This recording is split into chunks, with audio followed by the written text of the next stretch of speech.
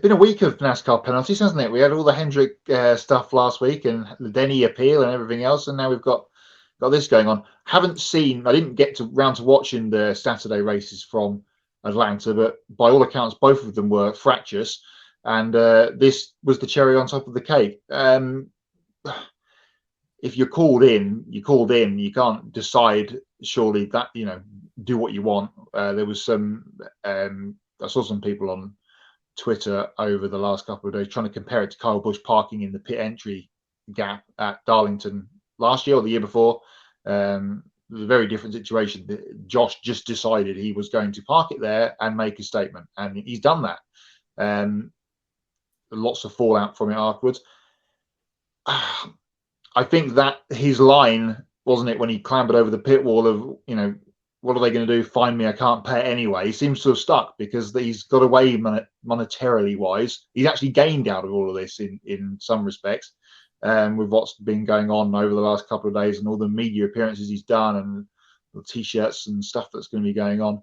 The penalty, I think probably does fit the crime, but I think that they probably should have parked not just him but the team this week, because probably we know how good Alex Lebay is on road courses. He's probably going to have a decent chance of a top 10. So look out for that on Saturday at COTA. But for me, I'm not quite sure the penalty is just. I think they should have parked the team as well as the driver. Clay Greenfield sent out a tweet just after noon today, actually, the 22nd. He says, from a business perspective, I feel like this is still a net gain for Josh and his team. The additional exposure and potential sponsorship that will come from this will most likely outweigh missing a race. And, Matt, to your point, putting Alex Lebay in that car this weekend, I think, they still have a good chance at a top 10, maybe even a little bit better than that. So I think from that perspective, I don't think it's going to hurt Williams' bottom line very much. And I think this might actually be preferable for a team like his to have the driver sit out a race and have somebody fill in and the team still be able to compete anyway, than to have him pay a fine. And I don't know if Denny Hamlin was serious or not when he said he would be willing to pay the fine on Williams' behalf.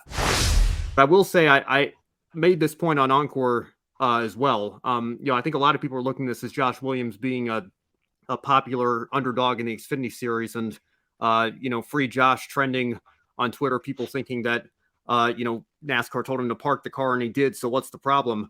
But I think when we take the driver out of it and put another driver in that position, like we were talking backstage, if this had been Ty Gibbs in the Xfinity Series last year, do you think free Ty is trending on Twitter?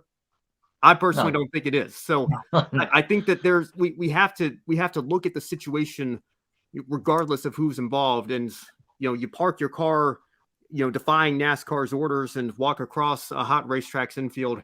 We can point to incidents in the past that maybe didn't warrant a suspension. A friend of mine was in a group chat that I'm in was, talking about, times where drivers have walked across hot racetracks and thrown their helmets at cars. And, Robbie Gordon coming to mind on Michael Waltrip, Tony Stewart on Matt Kenseth, Bristol several years ago.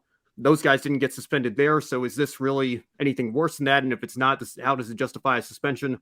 You could argue maybe suspension should have been considered in those instances there, but you can't change what happens in the past. You can only set a precedent going forward in the future. So as long as this is ruled consistently in the future, and anybody who tries something similar to this gets suspended as well, just as Josh Williams did, I can't say I really have a problem with it.